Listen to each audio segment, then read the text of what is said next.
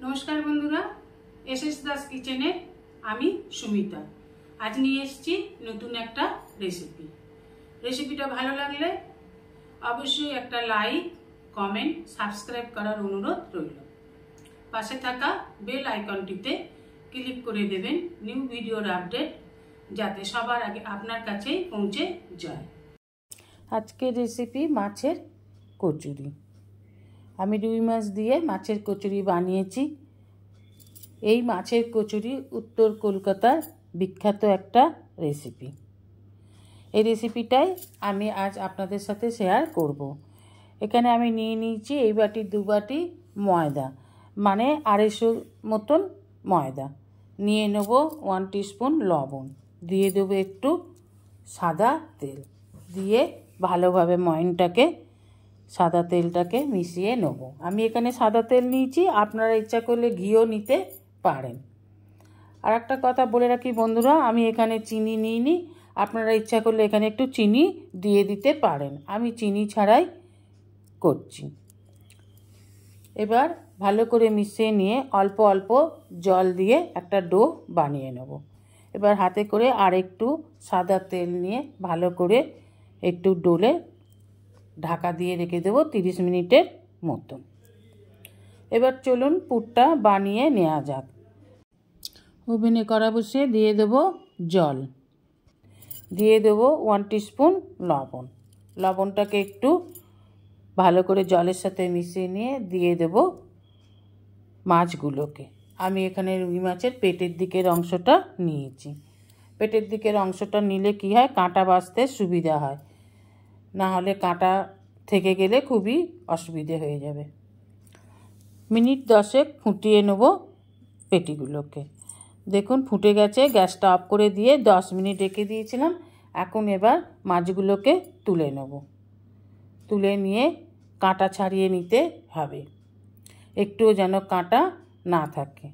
বাড়িতে যদি বাচ্চা থাকে আরও ভালোভাবে দেখে নিয়ে কিন্তু কাঁটাগুলো ছাড়িয়ে নেবেন। মাছের কচুরি খেতে গিয়ে যেন কাঁটা ফুটে কোনো অঘটন না ঘটে, তাই যে রাঁধুনি তাকে অবশ্যই সতর্ক হয়ে কাঁটাগুলো খুব ভালোভাবে বেছে নিতে হবে। দেখুন আমি বেছে নিয়ে এইভাবে ঘেঁটে দেখে নিয়েছি কাঁটা আর আছে কি না। এবার ওভেনে কড়া বসিয়ে দিয়ে দেবো সাদা তেল, দিয়ে দেবো হিং। মাছের কচুরিতে হিং দিলে খেতে ভালো লাগে, আর হিঙের কচুরি তো আমরা খেয়েই থাকি। দিয়ে দিলাম দুটো ছোট ছোট করে পেঁয়াজ কুচি, এখানে আমি দুটো বড় পেঁয়াজ নিয়েছি। দিয়ে দেবো লঙ্কা কুচি, আর দিয়ে দেবো কাঁটা বেছে রাখা মাছগুলোকে। দিয়ে দিলাম হলুদ গুঁড়ো, লাল লঙ্কার গুঁড়ো, জিরে গুঁড়ো, গরম মশলা গুঁড়ো। এবার খুব ভালোভাবে নেড়ে চেড়ে পুরটাকে বানিয়ে নেব। আর মাছের মধ্যে যেটুকুনো বা জলীয় অংশ আছে সেটাকেও শুকিয়ে নিতে হবে। যেহেতু সিদ্ধ করে নেওয়া হয়েছে, একটু জলীয় অংশ তো আছেই, জলীয় ভাবটা একদমই থাকবে না। দিয়ে দিল 2-3 চামচের মতন বেসন, এতে বাঁধনটা সুবিধে হবে।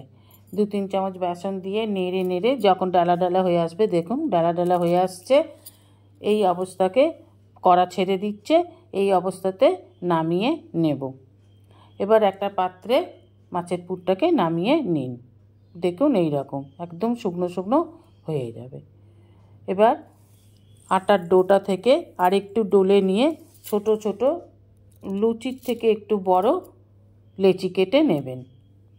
লুচি খুব ছোট ছোট লেচি হয়, আর একটু বড় করে কেটে নিলে, আমরা তো পুর দেবো, তা আমাদের একটু বড় লেচির দরকার। এবার হাতে করে এইভাবে পাকিয়ে নিন। এবার পুরটা ঠান্ডা হয়ে গেলে ঠিক নারকেল নাড়ুর মতন ছোট ছোট গোলা পাকিয়ে নিন।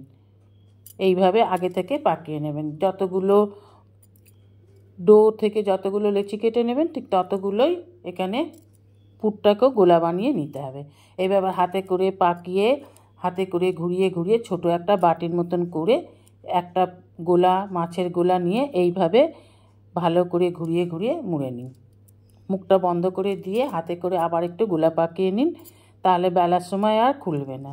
এইভাবেই সমস্ত লেচিগুলোর মধ্যে একটা করে পুর ভরে বানিয়ে নেব। এবার ওভেনে কড়া বসিয়ে দিয়ে দেবো সাদা তেল।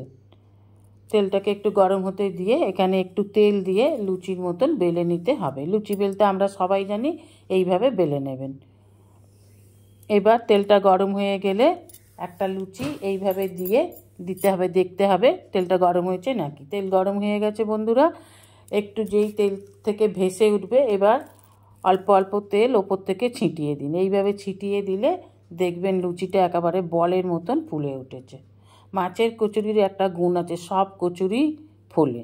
এইভাবে সব কচুরিগুলোকে ভেজে নিন, দেখুন এইভাবে ভেজে নিন। এবার আপনার মনের মতন যে কোনো তরকারির সাথেই এটা পরিবেশন করতে পারেন। আমি এখানে ঝিঙে বড়ির তরকারির সাথেই পরিবেশন করলাম। আশা করি রেসিপিটা আপনাদের খুব ভালো লেগেছে। আমি একটা আপনাদের দেখিয়ে দিচ্ছি ভেতরটা কেমন হয়েছে। দেখুন ভেতরটা একেবারে পুড়ে ঠাসা।